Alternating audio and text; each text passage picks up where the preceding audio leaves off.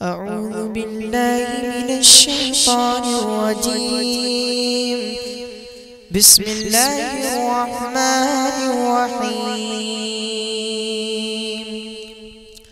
كافها يا عين صاد. السلام علیکم ورحمۃ اللہ وبرکاتہ. الحمد للہ رب العالمین والصلاة والسلام على اشرف الانبیاء وسید المرسلین وعلى آلہ الطیبین الطاہرین وعلى اصحابہ الغر المیامین ومن تبعهم بإحسان إلى يوم الدين وبعد. فأعوذ بالله من الشيطان الرجيم. بسم الله الرحمن الرحيم. يا أيها الذين آمنوا إذا قمتم إلى الصلاة فاغسلوا وجوهكم وأيديكم إلى المرافق وامسحوا برؤوسكم وأرجلكم إلى الكعبين وإن كنتم جنبا فاطهروا. وقال تعالى: يا أيها الذين آمنوا لا تقربوا الصلاة وأنتم سكارى حتى تعلموا ما تقولون ولا جنبا إلا عابر سبيل. رب اشرح لي صدري ويسر لي أمري واحلل عقدة من لساني يفقهوا قولي. سبحانك لا علم لنا إلا ما علمتنا إنك أنت العليم الحكيم. حاضرین و ناظرین، آج بتاریخ 6 جنوری 2023 بروز جمعہ الغانم آرگنائزیشن کی جانب سے منعقد ہونے والے خصوصی تربیتی کورس کا دوسرا درس ہے، اور درس کا عنوان ہے غسل جنابت کے احکام و مسائل. ذیلی عنوان ہے غسل جنابت کب واجب ہوتا ہے اور غسل جنابت کیسے کیا جائے. انشاءاللہ العزیز قرآن اور احادیث کی روشنی میں تفصیلات آپ کے سامنے آئیں گی. قبل اس کے کہ میں اصل درس کی طرف آپ کو لے کر کے چلوں، چند تمہیدی اور بنیادی باتیں آپ کے سامنے بیان کر دوں تاکہ درس کو سمجھنا اور مسائل کو سمجھنا آپ کے لیے آسان ہو جائے. میرے عزیزوں، مذہب اسلام میں طہارت اور پاکیزگی اور نظافت کی بڑی اہمیت بلکہ اولیت اور فوقیت حاصل ہے. رسول اکرم صلی اللہ علیہ وسلم نے اپنی احادیث نبویہ کے اندر طہارت اور پاکیزگی کو ایمان کا جز ہی نہیں بلکہ آپ نے اس کو نصف ایمان آدھا ایمان قرار دیا. صحیح مسلم جلد اول کتاب الطہارہ کی ایک حدیث، اور حدیث کے راوی ابو مالک اشعری حارث بن حارث رضی اللہ تعالی عنہ ہیں. فرماتے ہیں کہ رسول اکرم صلی اللہ علیہ وسلم نے ارشاد فرمایا: الطہور شطر الایمان وفی روایت الترمذی نصف الایمان. رسول اکرم صلی اللہ علیہ وسلم نے فرمایا کہ طہارت، پاکیزگی اور نظافت آدھا ایمان ہے. آدھا ایمان کس طریقے سے ہے؟ علامہ عبد الرحمن مبارک پوری نے اپنی کتاب تحفۃ الاحوذی سنن ترمذی کی شرح میں لکھا ہے کہ فمن طہر ظاہرہ فہو آتم بنصف الایمان. جو شخص اپنے ظاہر کو پاک اور صاف کر لے، اپنے بدن کو، اپنے اعضاء کو، اپنے جوارے کو پاک و صاف کر لے، فہو آتم بنصف الایمان، تو اس نے آدھے ایمان کو حاصل کر لیا. ومن طہر باطنہ، اور جو آدمی اپنے باطن کو، اپنے دل کو کفر اور شرک کی غلاظتوں اور خبائثوں اور آلائشوں سے پاک و صاف کر لے، فقد استکمل الایمان، تو اس کا ایمان مکمل ہو گیا. اس طریقے سے اس تفسیر اور اس تشریح کی روشنی میں یہ بات بالکل واضح ہو گئی کہ قلوب کی طہارت دلوں سے کفر اور شرک کی جڑوں کو نکال پھینکنا یہ آدھا ایمان، اور اعضاء اور جوارے کو، بدن کو، جسم کے اعضاء کو اور کپڑوں کو گندگیوں سے پاک و صاف کرنا، شریعت کی روشنی میں اسے طاہر اور پاک رکھنا نصف ایمان ہے۔ اور اس طریقے سے جب ایک بندہ اپنے دل کو کفر اور شرک کی آلائشوں سے پاک و صاف کر لیتا ہے، اپنے اعضاء اور جوارے کو، اپنے بدن کو اور اپنے کپڑوں کو شریعت کی روشنی میں اور شریعت کے بتائے گئے اصولوں کی روشنی میں جب اپنے کپڑے کو پاک اور صاف کر لیتا ہے تو اس کا ایمان مکمل ہو جاتا ہے۔ آئیے شریعت اسلامیہ کی روشنی میں آپ کو بتاؤں کہ کس طریقے سے رسول پاک صلی اللہ علیہ وسلم نے طہارت کے اصول اور ضابطے بتائے۔ چونکہ اسلام میں طہارت کی بڑی اہمیت ہے، اور اسی اہمیت کے پیش نظر رسول پاک صلی اللہ علیہ وسلم نے متعدد قسم کی نجاستوں اور مختلف قسم کی ناپاکیوں کی طہارت کے لیے باقاعدہ اپنے اصول اور ضابطہ، قاعدہ اور قانون بتایا۔ ویسے تو نجاستوں اور ناپاکیوں کے لیے اللہ تعالیٰ نے قرآن مجید کے اندر کہا ہے وَأَنزَلْنَا عَلَيْكُم مِّنَ السَّمَاءِ مَاءً طَهُورًا، ہم نے تمہارے اوپر آسمان سے پانی کو نازل کیا ہے، ایک ایسا پانی جو طاہر بھی ہے اور مطہر بھی ہے، جو طہور ہے، جس کے اندر خود بذات خود وہ پانی پاک ہے اور وہ پاک کرنے کی صلاحیت بھی رکھتا ہے۔ تو پانی ہمیں نجاستوں، غلاظتوں اور گندگیوں سے پاک و صاف کرنے کے لیے نازل کیا گیا ہے، لیکن شریعت اسلامیہ نے بہت سارے مقامات کے اوپر ہمارے لیے طہارت کے طریقوں میں تخفیف کی ہے، آسانیاں پیدا کی ہیں۔ بطور مثال کے راستہ چلتے ہوئے اگر کپڑے کے اندر راستے کی گندگی اور غلاظت لگ جائے، اگر کپڑے کے نیچے کے حصے میں گندگی لگ جائے تو اس کی طہارت کا کیا طریقہ ہوگا؟ شریعت اسلامیہ نے ایسے نجاستوں کی طہارت میں بڑی تخفیف کی ہے۔ چنانچہ سنن ابی داؤد کی ایک حدیث، اور حدیث کی راویہ حضرت ام سلمہ رضی اللہ تعالی عنہ، حضرت ام سلمہ رضی اللہ تعالی عنہ فرماتی ہیں کہ ابراہیم بن عبد الرحمن ابن عوف کی ام ولد آتی ہیں اور آ کر کے مجھ سے کہتی ہیں کہ میرا ایک مسئلہ ہے جس کو رسول پاک سے پوچھنا ہے۔ انہوں نے کہا کون سا مسئلہ؟ تو انہوں نے مسئلہ بتایا کہ انی امرأۃ اطیل ذیلی وامشی فی المکان الکدر، میں ایک ایسی عورت ہوں کہ اپنے دامن کو لمبا رکھتی ہوں اور راستے کی گندگیوں کے اوپر چلتی ہوں، گندگی جگہوں پر بھی چلتی ہوں جس کی وجہ سے کپڑے کے نیچے کے حصے میں گندگیاں لگ جاتی ہیں، اس کی طہارت کا کیا طریقہ ہوگا؟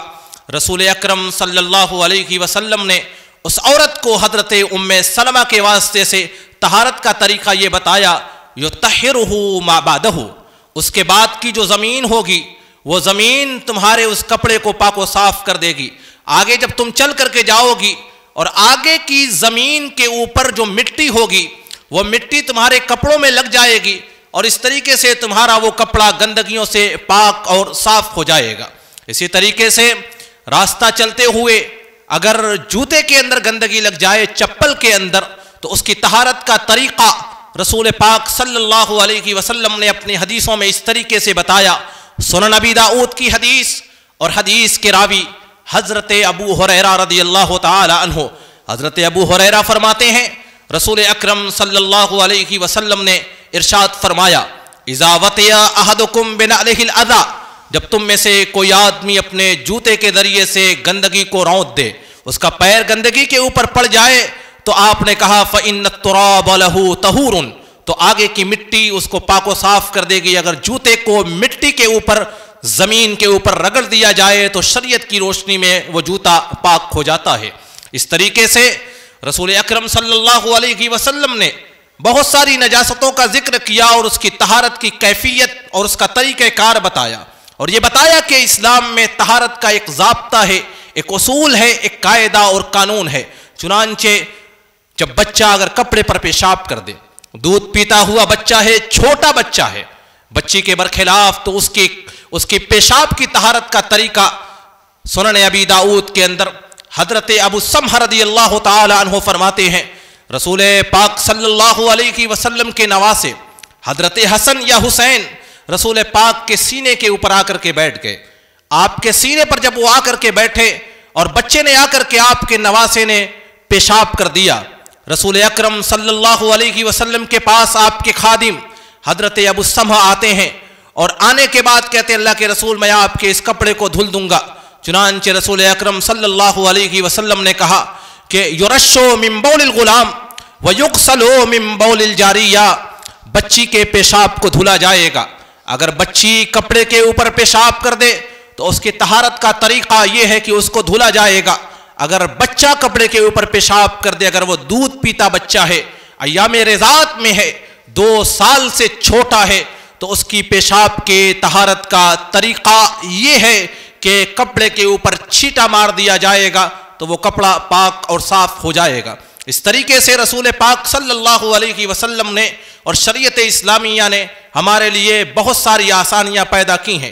لیکن بعض ایسے مسائل کہ جہاں پر ہمارے جسم انسانی کے لیے جو چیزیں مضر ہوتی ہیں وہاں پر شریعت اسلامیہ نے بڑی سختی کی ہے. مثال کے طور پر اگر برتن کے اندر کتا منہ ڈال دیتا ہے اور کتے کے منہ کے جرثومے اور جراثیم جو اس کے دانتوں میں پل رہے ہوتے ہیں، اگر وہ برتن کے اندر سرایت کر جائیں تو اس برتن کی طہارت کا طریقہ شریعت اسلامیہ نے بڑے واضح انداز میں بتایا.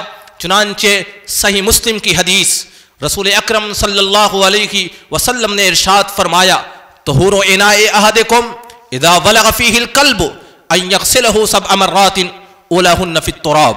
کہا رسول پاک صلی اللہ علیہ وسلم نے تمہارے برتن کی طہارت کا طریقہ، جبکہ کتا اس برتن میں منہ ڈال دے تو اس کی طہارت کا طریقہ یہ ہے کہ اس کو مٹی سے دھلا جائے اور 7 بار اس کو پانیوں سے دھلا جائے. اسی طریقے سے اگر ایسا شخص کوئی ایسی جگہ پر ہے جہاں پر پانی اسے میسر نہیں ہے یا وہ پانی کے استعمال کے اوپر قادر نہیں ہے تو شریعت نے اس کا بھی ضابطہ اور اصول بتایا اور کہا فَلَمْ تَجِدُوا مَاءً فَتَيَمَّمُوا صَعِيدًا طَيِّبًا. اگر تم پانی نہ پاؤ تو تمہاری طہارت کا اور نظافت کا اور پاکیزگی کا طریقہ یہ ہے کہ تم پاک مٹی سے تیمم کر سکتے ہو.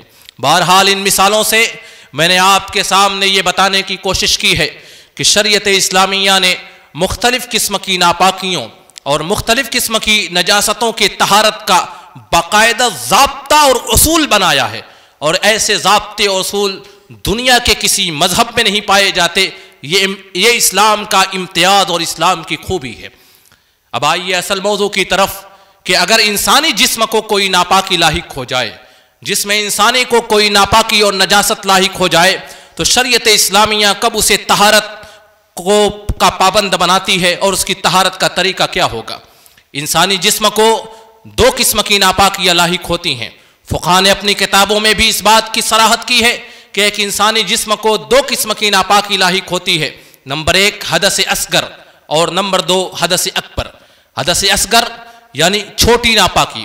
چھوٹی ناپاکی یہ ہے کہ انسان قضائے حاجت کرے، وہ بول و براز کرے، وہ یورین کو پاس کرے، یا قضائے حاجت اور استنجا کر لے، یا اس کی شرمگاہ سے مزی کا خروج ہو جائے، یا ودی کا خروج ہو جائے، یا ریاح اور ہوا کا خروج ہو جائے، تو انسان اس وقت وہ حدث اصغر میں مبتلا ہو جاتا ہے. اور حدث اصغر سے طہارت کا طریقہ قرآن کریم نے اور نبی پاک صلی اللہ علیہ وسلم نے وضو بتایا ہے، اور جس کی تفصیلات سورۃ المائدہ کی آیت نمبر 6 میں بیان ہوئی. اللہ تعالیٰ ارشاد فرماتا ہے یا ایھا الذین آمنوا اذا قمتم الی الصلاۃ فاغسلوا وجوہکم وایدیکم الی المرافق وامسحوا برؤوسکم وارجلکم الی الکعبین.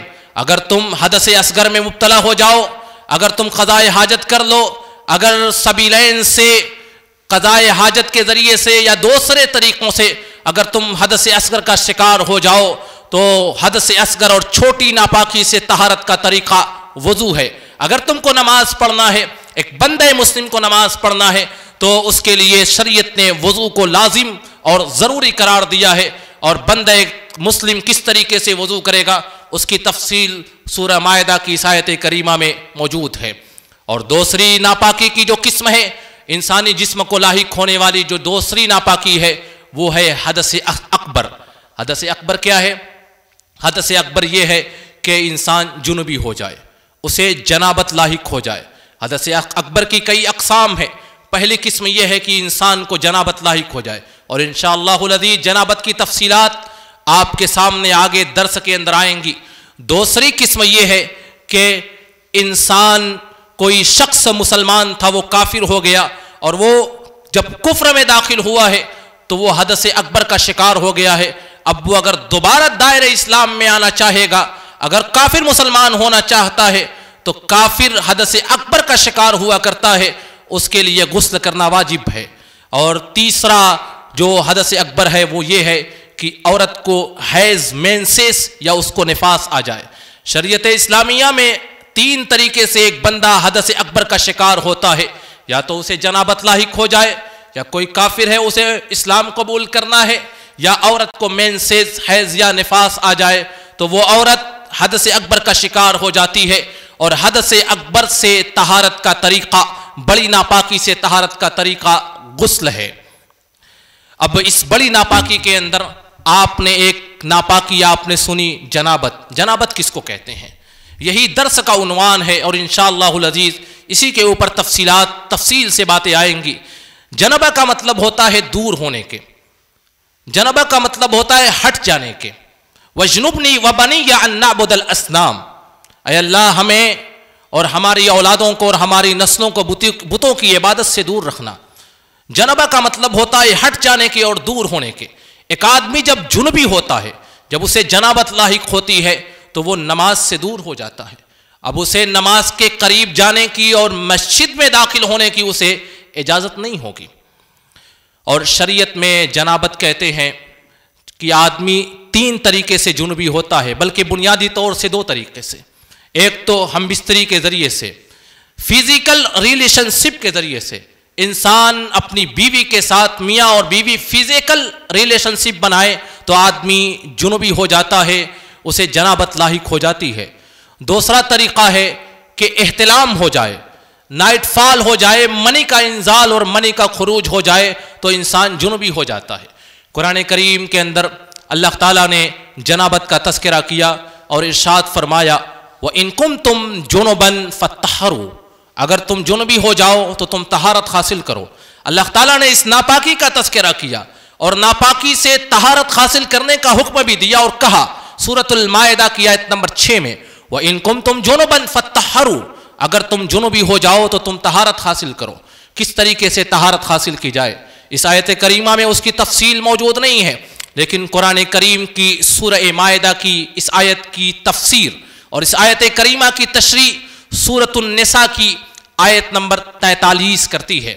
اللہ تعالیٰ ارشاد فرماتا ہے یا ایھا الذین آمنوا لا تقربوا الصلاة وانتم سکارى حتى تعلموا ما تقولون ولا جنبا الا عابری سبیل حتى تغتسلوا. اے ایمان والوں، تم نماز کے قریب نہ جاؤ جبکہ تم نشے کی حالت میں رہو، جب تک کہ تم اپنی باتوں کو سمجھنے نہ لگ جاؤ، تمہارا نشہ نہ اتر جائے، تب تک تمہیں نماز کے قریب نہیں جانا ہے. ولا جنبا، اور اگر تم جنبی رہو تو تمہیں نماز کے قریب اور مسجد میں داخل نہیں ہونا ہے.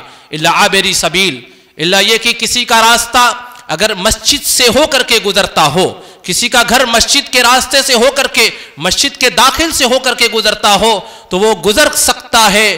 حتی تغتسلوا، تمہیں مسجد میں جنبی آدمی کو مسجد میں داخل ہونے کی اجازت نہیں ہے جب تک کہ تم غسل نہ کر لو.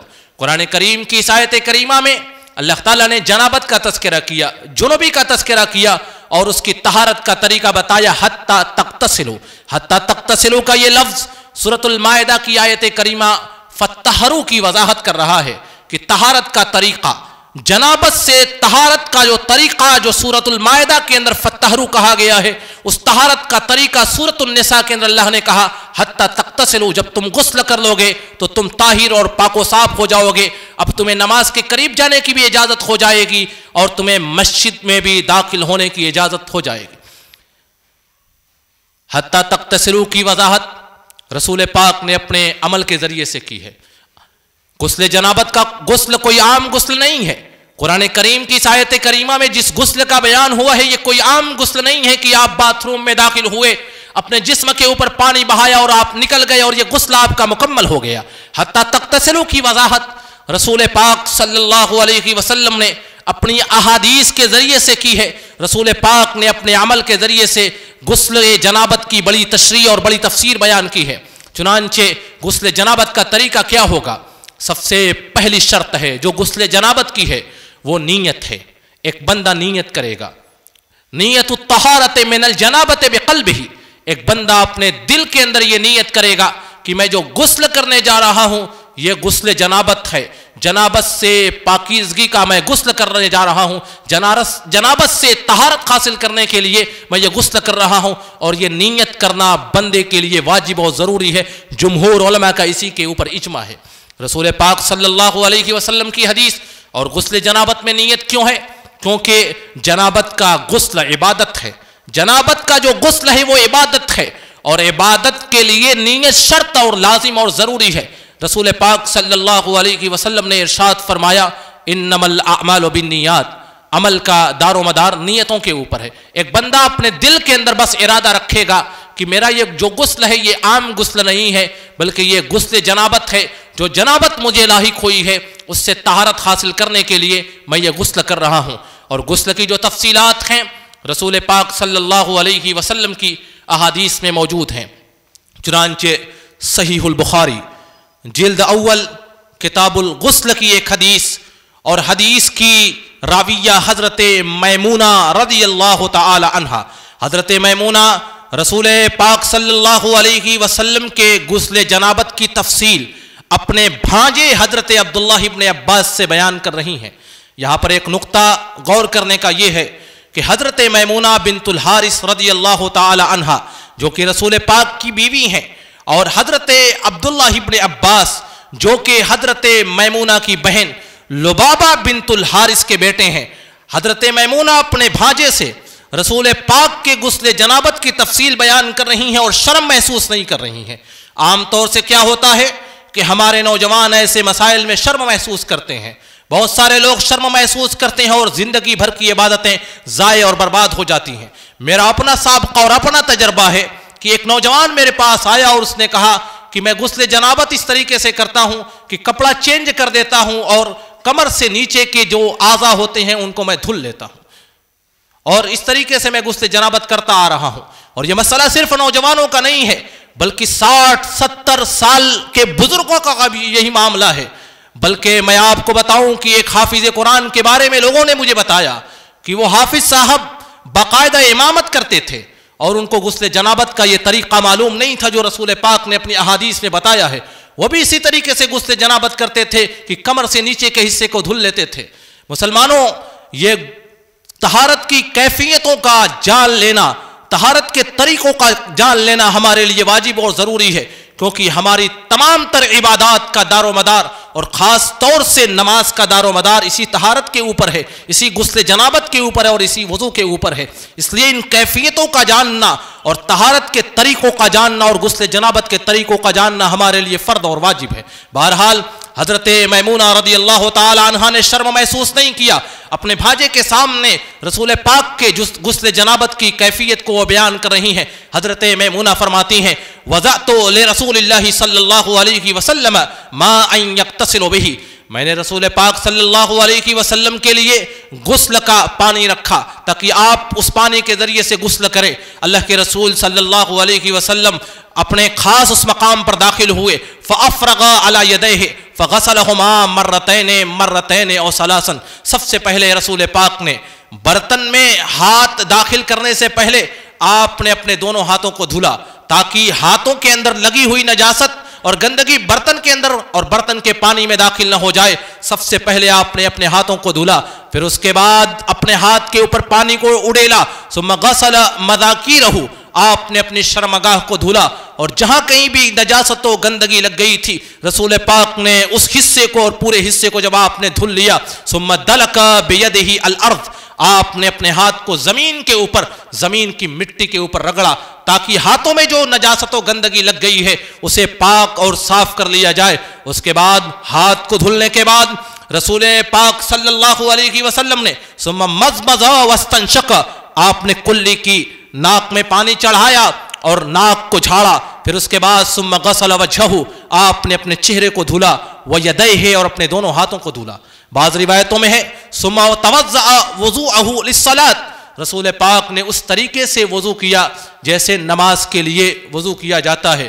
پھر اس کے بعد جب آپ نے وضو کر لیا سوائے پیر دھلنے کے، اور پیر کو بعد میں رسول پاک نے کیوں دھلا ہے انشاءاللہ تفصیل آگے بھی آئے گی۔ سوائے پیر دھلنے کے آپ نے پورا اور مکمل وضو کیا، اس کے بعد آپ نے اپنے سر کے اوپر 3 بار 3 چلو پانی کو ڈالا، سر کے اوپر 3 بار پانی کو ڈالا، اور ڈالنے کے بعد اپنے انگلیوں کے ذریعے سے بال کی جڑوں تک پانی کو پہنچایا۔ ثم افرغ علی سائر جسدہ، پھر آپ نے اپنے پورے جسم کے اوپر پانی کو بہایا۔ ثم تنحى من مقامہ، پھر رسول پاک نے جب اپنا غسل مکمل کر لیا، آپ صلی اللہ علیہ وسلم اپنی اس جگہ سے ہٹ کر کے دوسری جگہ پر گئے، اور ثم غسل قدمیہ، آپ نے اپنے دونوں پاؤں کو دھلا۔ پاؤں کو رسول پاک نے آخر میں دھلا، حالانکہ وضو کے ساتھ اس کو دھلنا تھا۔ اس کی وجہ یہ ہے کہ رسول پاک جس زمین کے اوپر غسل کر رہے تھے وہ زمین مٹی والی تھی، بدن کے اوپر سے جو نجاست اور گندگی پانی کے ساتھ نیچے گر رہی تھی وہ زمین کے اوپر جم رہی تھی، زمین کے اوپر ٹکی ہوئی تھی، اور آپ کا پاؤں بھی اسی پانی کے اندر اسی نجاست میں تھا، اسی لیے رسول پاک نے پاؤں کو بعد میں دھلا ہے۔ اگر پاؤں کو وضو کے ساتھ بھی دھل لیا جائے تو یہ جائز اور درست ہوگا۔ بہرحال رسول پاک کی اس حدیث سے، حضرت میمونہ رضی اللہ تعالیٰ عنہ کی حدیث سے رسول پاک کے غسل کی اور غسل جنابت کی پوری تفصیل آپ کے سامنے آ گئی۔ بالاختصار مختصراً یہ ہے کہ سب سے پہلے نیت کی جائے گی، غسل جنابت کی اور طہارت کی نیت کی جائے گی۔ دوسرا کام یہ ہوگا ازالۃ النجاسہ، جہاں کہیں بھی نجاست و گندگی لگی ہے اس کو پاک اور صاف کیا جائے گا۔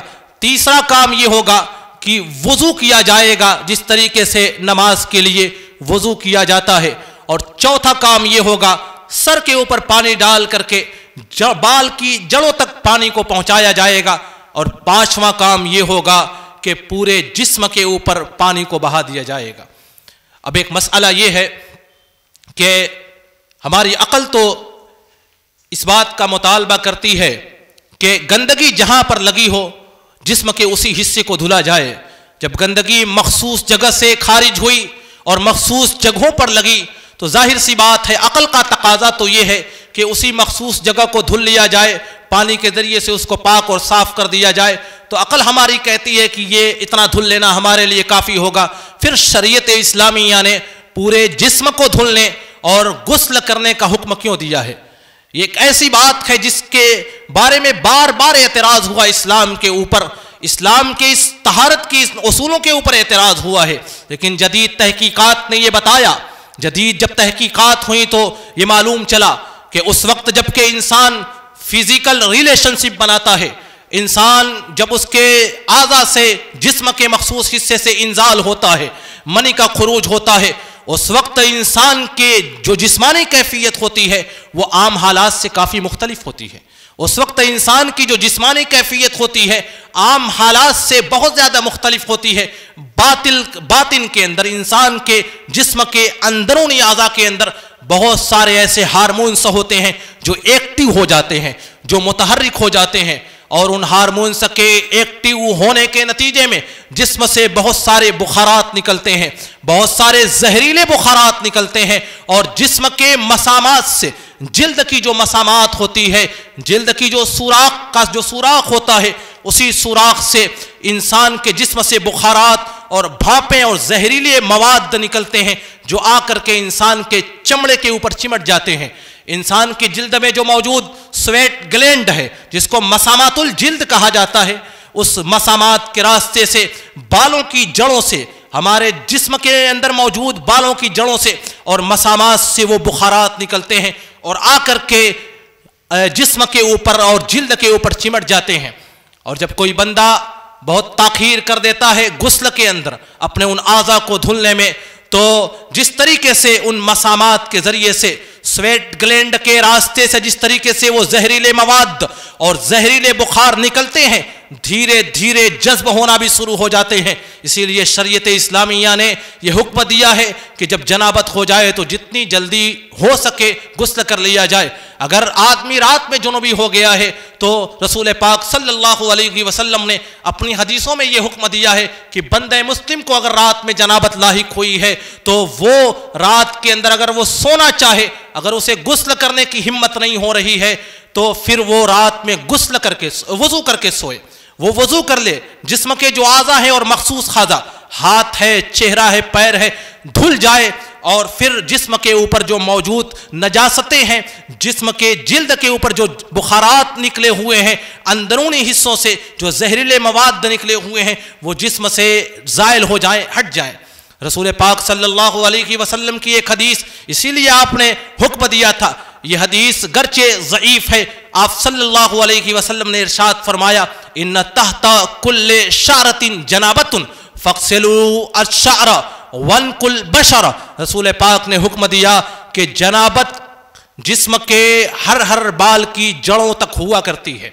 آپ نے کہا کہ انسان کو جو جنابت ہوتی ہے، جو جنابت لاحق ہوتی ہے، جنابت کے جو اثرات ہوتے ہیں وہ جسم کے بالوں کی جڑوں تک ہوتے ہیں، لہذا فاغسلوا الشعر، اپنے بالوں کو اچھی طریقے سے دھلا کرو، وانقوا البشر، اپنے چمڑوں کو اچھی طریقے سے رگڑ کر کے صاف کر دیا کرو، کیونکہ جسم انسانی کے اندرونی حصے سے ہارمونس کے ایکٹیو ہونے کے نتیجے میں جو بخارات اور زہریلے مواد لارج سویٹ لارج سے اور مسامات جلد سے نکلتے ہیں، وہ جسم کے حصوں کے اوپر جم جاتے ہیں، اور پھر جب انسان اس کو دھلتا ہے، پورے جسم کو دھلتا ہے، تو وہ ساری نجاستیں زائل ہو جاتی ہیں۔ اگر کوئی بندہ غسل جنابت نہیں کرتا ہے، اسی طریقے سے وہ باقی اور برقرار رہتا ہے، تو پھر دھیرے دھیرے وہ سارے بخارات، وہ زہریلے مادے جسم کے اندر جذب ہونا، مسامات جلد کے راستے سے جذب ہونا شروع ہو جاتے ہیں۔ اسی لیے شریعت اسلامیہ نے ہر بندہ مسلم کو جنابت لاحق ہوتے وقت غسل جنابت کا حکم دیا ہے۔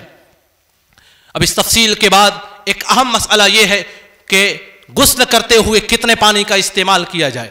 ہم اپنے یہاں دیکھتے ہیں کہ باتھ روم کی ٹنکیاں چالو ہیں، اور اس طریقے سے بے تحاشا لوگ پانی ضائع اور برباد کرتے ہیں۔ جب تک کہ 4-5 بالٹیاں نہ نہا لیں، لوگوں کو سکون اور تسلی نہیں ملتی ہے۔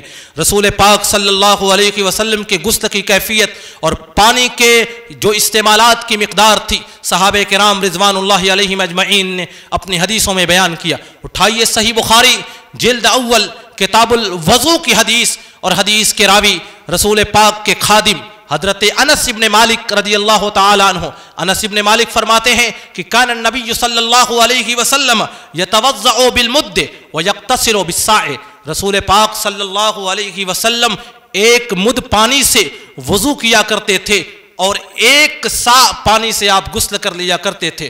اور حضرت انس کی بعض حدیثوں میں آتا ہے کہ کان یغتسل بالصاع الی 5 امداد، رسول پاک صلی اللہ علیہ وسلم 1 سا یا 1.25 سا پانی میں آپ غسل کر لیا کرتے تھے، اور 1.25 سا پانی کی مقدار موجودہ اوزان کے مطابق تقریباً، جہاں تک میں سمجھتا ہوں، کہ 3 لیٹر یا 4 لیٹر کے قریب بنتی ہے۔ 1 سا پانی تقریباً 3 لیٹر کے آس پاس، اور 1.25 سا پانی 4 لیٹر یا اس سے کم و بیش ہوگا۔ رسول پاک صلی اللہ علیہ وسلم تقریباً 4 لیٹر پانی، چھوٹی بالٹی کی مقدار میں جتنا پانی آتا ہے، اتنے پانی میں رسول اکرم صلی اللہ علیہ وسلم غسل کر لیا کرتے تھے۔ یہاں تک کہ صحیح بخاری جلد اول کتاب الغسل کی ایک حدیث، اور حدیث کی راوی یا حضرت عائشہ رضی اللہ تعالی عنہ، کنت اغتسل عنہا والنبی صلی اللہ علیہ وسلم من اناء یقال له الفرق، میں اور رسول پاک صلی اللہ علیہ وسلم ایک ساتھ غسل کرتے تھے اور غسل جنابت کرتے تھے ایک ایسے برتن سے جس کو فرق کہا جاتا تھا، اور فرق کی جو مقدار ہے تو وہ تقریباً 3 سا ہوتی ہے۔ 3 سا میں رسول پاک اور آپ کی بیوی حضرت عائشہ غسل کر لیا کرتی تھی۔ اس طریقے سے جو پچھلی روایات میں بیان ہوا ہے کہ رسول پاک 1 سا یا 1.25 سا، اور اس حدیث کی روشنی میں تقریباً 2 لوگ 3 سا میں غسل کر رہے ہیں، ایک فرد کے اوپر 1.5 سا پانی بنتا ہے۔ رسول پاک 1 سا، 1.25 سا یا کبھی کبھی 1.5 سا میں آپ کا غسل مکمل ہو جایا کرتا تھا۔ ایک آدمی حضرت جابر بن عبداللہ رضی اللہ تعالیٰ عنہ کے پاس آیا، اور اس نے حضرت جابر سے پوچھا غسل جنابت کے پانی کی مقدار کے بارے میں۔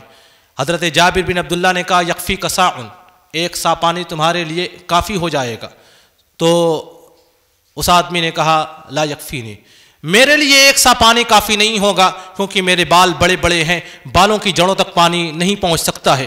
حضرت جابر ابن عبداللہ نے کہا یکفی کا من ہوا اوفا من کا شعرن و خیر من کا، 1 سا پانی اور 1.25 سا پانی، 3-4 لیٹر پانی کافی ہو جاتا تھا اس شخص کے لیے جس کے بال تم سے بڑے تھے اور جو تم سے کہیں زیادہ بہتر تھا. یعنی رسول پاک صلی اللہ علیہ وسلم کے بال کافی گھنے تھے اور آپ کے بال کافی بڑے تھے. حضرت جابر کہتے ہیں جو تم سے بہتر بھی تھے اور جو تم سے بڑے بال والے، تم سے گھنے بال والے بھی تھے، ان کے لیے ایک سا پانی کافی ہو جاتا تھا، تمہارے لیے کیوں نہیں کافی ہوگا.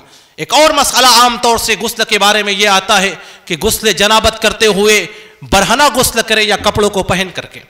امام بخاری رحمۃ اللہ علیہ نے صحیح البخاری جلد اول کتاب الغسل میں باقاعدہ ایک باب باندھا ہوا ہے.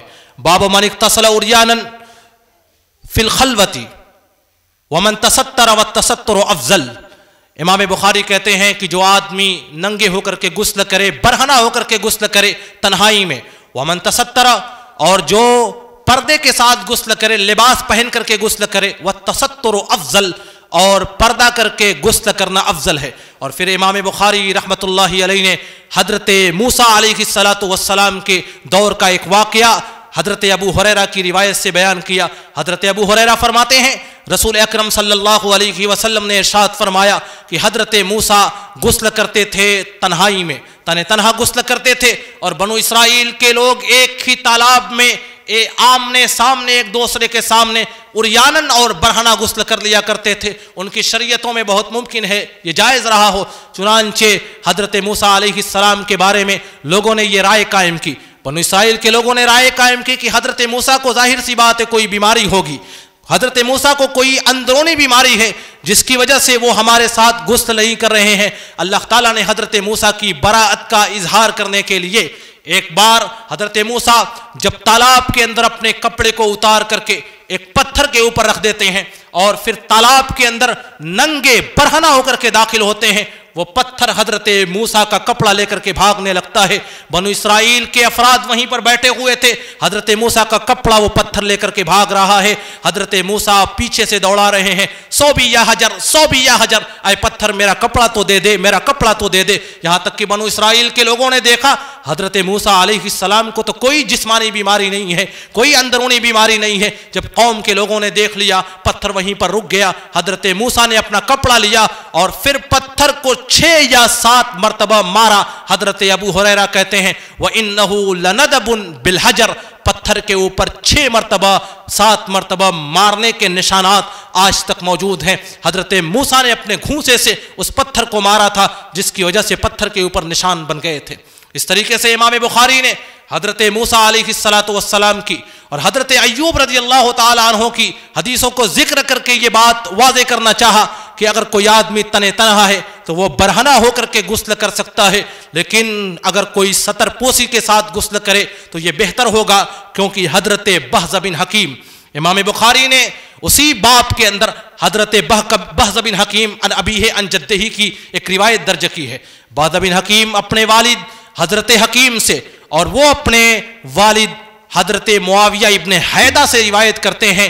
حضرت معاویہ ابن حیدہ نے رسول پاک سے اپنے شرمگاہوں کے بارے میں پوچھا کہ شرمگاہوں کو کب کھلا رکھنا جائز ہوگا اور کب اسے ڈھاکا جائے.